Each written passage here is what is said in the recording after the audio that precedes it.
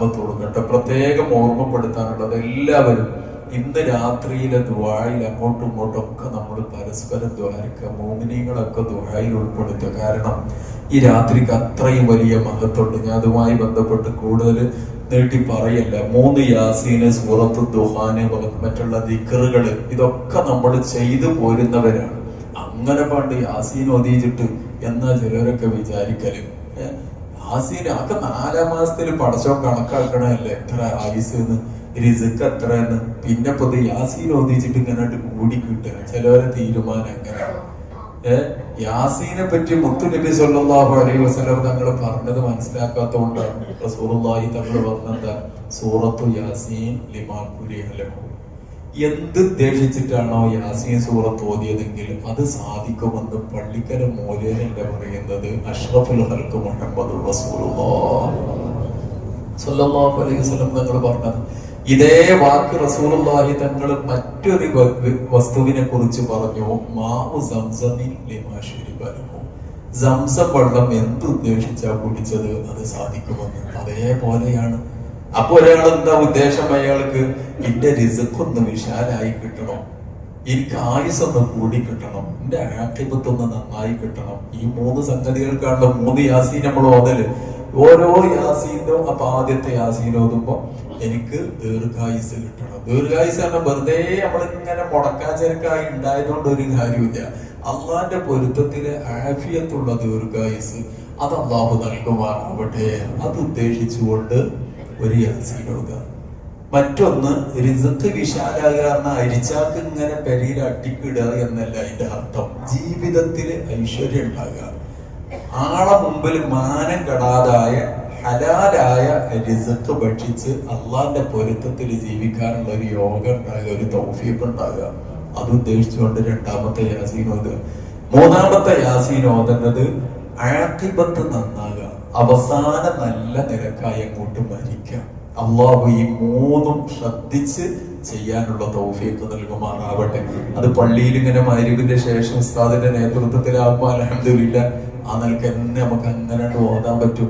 3 യാസീൻ ഓതാനൊക്കെ കുറഞ്ഞ സമയം പോലെ അല്ലെ, ഒരു 6 മിനിറ്റ് ഉണ്ടായാലും. അവിടെ ഒരു കാര്യം കൂടി ഞാൻ പറഞ്ഞു, നമ്മളിങ്ങനെ ഓതുന്നത് അതൊക്കെ അറിയുന്നില്ല, ആ ഓത്തോണ്ട് ഒരു കാര്യമില്ല. എങ്ങനെയൊക്കെ ആക്കിയച്ചോണ്ട് അതില്ല, മട്ടത്തിനിരുന്ന് ഓതുക, റാഹത്തായിട്ട് ഓതുക. നോക്കി ഓതാൻ കഴിഞ്ഞാൽ അത്രയും നല്ലതാണ്. പള്ളിക്കൽ ഇമ്മാതിരി മുസാഫ് ഉണ്ടായിട്ട് പിന്നെ അവിടെ മൊബൈലോട് നോക്കി ഓതാതൊക്കെയാണ് നല്ലത്. അത് നമ്മൾ അത്യാവശ്യ ഘട്ടങ്ങളിൽ എവിടെയെങ്കിലും അങ്ങനെ കുടുങ്ങണ സമയത്ത് നോക്കാം. അല്ലാത്ത സമയത്ത് ഈ മുസാഫൊക്കെ എടുത്തിട്ട് അങ്ങനെ മട്ടത്തിന് ആ 3 യാസീൻ ഇങ്ങനെ ഓതുക. അൽഹംദുലില്ലാഹ്, അള്ളാഹു സ്വീകരിക്കുമാറാവട്ടെ, അള്ളാഹു സ്വീകരിക്കുമാറാവട്ടെ. അപ്പൊ അവിടെ അങ്ങനെ പറ്റുമോ? ഒരു ബേജാറുമില്ല. റസൂലുള്ളാഹി തങ്ങൾ പറഞ്ഞ മറ്റൊന്നുണ്ട്, ഇതൊക്കെ മുൻനിർത്തിയാണ്ട് ദ്വാരുന്നാല് ലാ യുറദ്ദുൽ ഖളാഉ ഇല്ല ദുആ. പടച്ചോന്റെ ഖളാ അതിൽ മാറ്റം വരുത്താൻ ആകെ ഒരു ശക്തിക്കേ സാധിക്കുള്ളൂ. അതേതാണ്? ദുആ മാത്രമാണ്. അള്ളാഹു എനിക്ക് ജീവിതത്തിൽ ഒരു 60 വയസ്സാണ് നിശ്ചയിച്ചത് എന്നുണ്ടെങ്കിൽ, അള്ളാഹു സുബ്ഹാനഹു വ തആല 60 എനിക്ക് നിശ്ചയിച്ചത് എന്നുണ്ടെങ്കിൽ കെട്ടി മറിഞ്ഞ് പടച്ചോനെ എനിക്ക് 60 തന്നാ പോരാ, എനിക്ക് 65 വേണേ അല്ലെങ്കിൽ 70 വേണേ എന്ന് ഞാൻ ദ്വാരുന്നിട്ട് ഒരു കാര്യം ചിലപ്പോൾ ഉണ്ടാവില്ല. അതേസമയം അള്ളാന്റെ ഖളായിൽ ഉണ്ടാകും, ഇവൻ എന്നോട് ദ്വാരുന്നാൽ, ഇവന് യാസീൻ ഓതിയാല് ഈ 60ന്റെ കൂടെ ഞാൻ ഒരു 10 കൂടെ കൊടുക്കും. ഇതും അള്ളാന്റെ കഥ ആണ്. അള്ളാഹ്ക്ക് അങ്ങനെ നിശ്ചയിക്കണേൽ ഒരു കുഴപ്പമില്ലല്ലോ. അങ്ങനെ വന്നുമായിരുന്നു, വല്ലാ ദുആ സ്വീകരിച്ചു, അവർക്കൊരു 10 കൂടി കിട്ടി. ഇങ്ങനെ മനസ്സിലാക്കിയാൽ ഇതിലൊന്നും തർക്കിക്കാനും ബേജാറാനും ഇല്ല. അപ്പൊ ആ യാസീന്റെ കാര്യം നല്ലോണം നമ്മൾ ശ്രദ്ധിക്കുക. അതേപോലെ തന്നെ സൂറത്തു ദുഹാൻ, ഏത് രാത്രിയിലും സൂറത്തു ദുഹാൻ ഓതിയാൽ നബി സല്ലല്ലാഹു അലൈഹി വസല്ലം നിങ്ങൾ പറഞ്ഞത് 70,000 മലക്കുകൾ പൊറുക്കലിനെ തേടുന്നു. 70,000 മലക്കുകൾ. ഞമ്മക്കാണ് അങ്ങോട്ടും ഇങ്ങോട്ടും പൊറുക്കലിനെ തേടാനുള്ള പടി. മൗലവിക്ക് പുറത്തു കൊടുക്കണം. മൗലവിക്ക് അടുന്നാൾ ഇതിനെ പറ്റി ഉദ്ദേശിച്ചിട്ട് ആ പറഞ്ഞത് ഇങ്ങനെ ഞമ്മക്ക് തോന്നല്. പക്ഷെ മലക്കുകൾക്ക് ഇങ്ങനെ ഒന്നുമില്ല. മലക്കുകൾ മോമിനികൾക്കും വേണ്ടി ഇങ്ങനെ പൊറുക്കലിനെ തേടുക. അപ്പൊ ദുഹാൻ സൂറത്ത് രാത്രികളിൽ ഓതുന്ന ആളിന് വേണ്ടി 70,000 മലക്കുകൾ. അത് ബറാത്തിന്റെ രാവിലെ മാത്രല്ല കേട്ടോ, എല്ലാ രാത്രിയിലും ഓതിയാലും ഉണ്ട്. പിന്നെന്താ ഇപ്പൊ ബറാത്തിന്റെ രാവിലെ മഹാത്മാക്കളൊക്കെ പറഞ്ഞിട്ടുണ്ട് അങ്ങനെ നിങ്ങൾ ചെയ്തോളിന്ന്. അതനുസരിച്ച് നമ്മൾ ചെയ്യണം. മാത്രമല്ല ആ സൂറത്തു ദുഹാന്റെ ആദ്യ ഭാഗത്ത് തന്നെ ഉണ്ട് ലൈലത്തുൽ മുബാറക്കത്തുൽ ബറക്കത്താക്കപ്പെട്ട രാത്രി എന്ന്. ആ രാവ് കൊണ്ടുള്ള ഉദ്ദേശം ഈ ബറാഅത്തിന്റെ രാവാണ് എന്ന് മഹാത്മാക്കൾ വിശദീകരിച്ചിട്ടുണ്ട്. അപ്പൊ സൂറത്തു ദുഹാൻ ഓതുക, പിന്നെ ചൊല്ലാനുള്ള ദിക്റുകൾ ഏതൊക്കെ നിങ്ങളെ മൊബൈലിൽ വന്ന് ഇപ്പൊ തന്നെ ഒന്ന് നോക്കിക്കോളി. അത് വന്നപ്പോ തന്നെ തോണ്ടി മറ്റവർക്ക് കൊടുക്കല് കഴിഞ്ഞിക്കണ്. നമ്മളെ മൊബൈലിലും ഇഷ്ടംപോലെ വന്നിട്ടുണ്ടാവും. നമ്മളെ പെരകളിൽ എത്ര ഏടുകളുണ്ട്, ആ ഏടിലൊക്കെ ഉണ്ട്. ഇതൊക്കെ ഒന്ന് മനസ്സറിഞ്ഞു പോത്. പെരകളിൽ പഴയ കാലം മുതലേ നടക്കുന്ന ഒരു സംഗതി ഉണ്ട്. പള്ളിക്കൊക്കെ എന്താക്കും, ചീരിന് കൊടുത്തേക്കൂലെ, ഇപ്പൊ അടങ്ങിയൊരു ഭാഗത്തുനിന്ന്. ഇപ്പത്തെ കാലത്ത് അതൊന്നും നടക്കൂല. അറിയാണ്ട് ഇപ്പൊ തന്നെ അവിടെ നോട്ടീസ് അറ്റിങ്ങൾ ഉണ്ടാക്കിക്കൊണ്ട് പള്ളിക്കൊക്കെ ഒരു വിഹിതം കൊടുത്തോളി. ഇതൊക്കെ എന്താന്ന് വെച്ചാൽ ഇതൊക്കെ എടുത്തു പോയാൽ ഇനി വരുന്ന തലമുറയിൽ നിന്ന് ഇത്തരം നന്മകളൊക്കെ ഇല്ലാതാവും. അല്ലെങ്കിൽ ചീരിന് കിട്ടിയിട്ട് നേരെ വെളുത്താ മനുഷ്യന് സഹായി ഈ പൊരിക്കടി തന്നെ ഒക്കെ ശരിയാണ്. എന്നാലും ഈ പ്രത്യേക ദിവസങ്ങളിൽ മഹാത്മാക്കളൊക്കെ പഠിപ്പിച്ചിട്ടുണ്ട്. പഴയ കാലം മുതലേ അത് ചെയ്തു പോരുന്ന ഒരു സംഗതി. ബറാത്തിന് സാധാരണ പണ്ടൊക്കെ എന്തുണ്ടായത് അല്ലെ, ചക്കര ചോറ്. ആ സാധനം തന്നെ ഇന്നിപ്പോ കിട്ടാൻ പൂതിയായി എല്ലാവർക്കും. നമ്മളെന്നെ മുടക്കിയത് ചക്കര ചോറ് അടങ്ങിയൊരു ഭാഗത്ത് നിറങ്ങാണ്ട് മുടക്കി. അപ്പൊ ഏതായാലും ഈ ഷുഗറുള്ള കാലത്തൊക്കെ പിന്നെ നല്ലത് ഈ ഗോതമ്പ് ശർക്കരയൊക്കെ തന്നെയാണ്. ഈ മധുരം പായസമൊക്കെ കുടിച്ചിട്ട് പിന്നെ പോയാണ്ട് കിടന്നുറങ്ങില്ല. ഇന്നത്തെ രാത്രിയുടെ മഹത്വങ്ങള്, ഈ രാത്രിക്ക് ലൈലത്തുൽ ബറാഅത്തിന്റെ രാവ് ഒരു പേര്, ലൈലത്തുർ റഹ്മ മറ്റൊരു പേരാണ്, ലൈലത്തുൽ സ്വഖ് മറ്റൊരു പേരാണ്, ലൈലത്തു ഈദിൽ മലായിക അങ്ങനെ ഈ രാത്രിക്ക് പേരുണ്ട്. മലക്കുകളുടെ പെരുന്നാളിന്റെ രാവാണ്.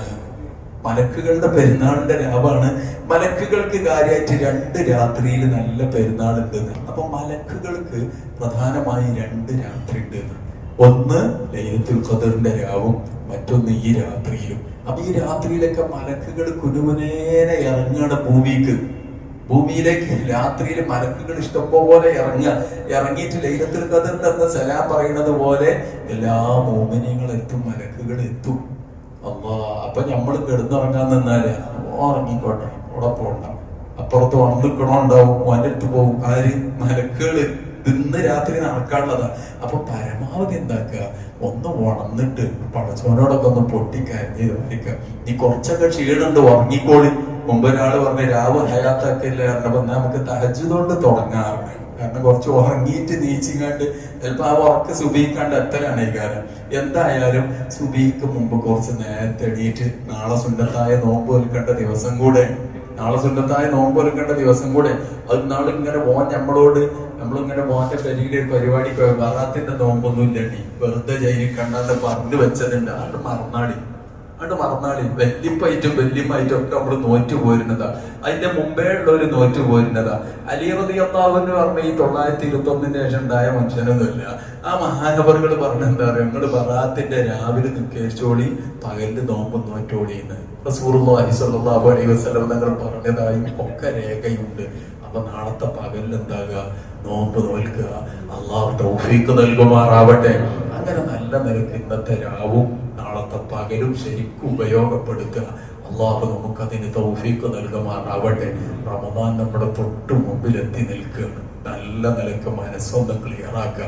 രാത്രിയിലൊക്കെ പടച്ചവനോട് നല്ലോണം ദ്വാരിക്കുക. റമദാന് നല്ലോണം സ്വീകരിക്കാൻ വേണ്ടി, ഇബാദത്തുകൾക്ക് തൗഫീഖ് കിട്ടാൻ വേണ്ടി അല്ലാഹു എല്ലാവരെയും അനുഗ്രഹിക്കുമാറാവട്ടെ. സ്വല്ലല്ലാഹു അലാ മുഹമ്മദ് സ്വല്ലല്ലാഹു അലൈഹി വസല്ലം.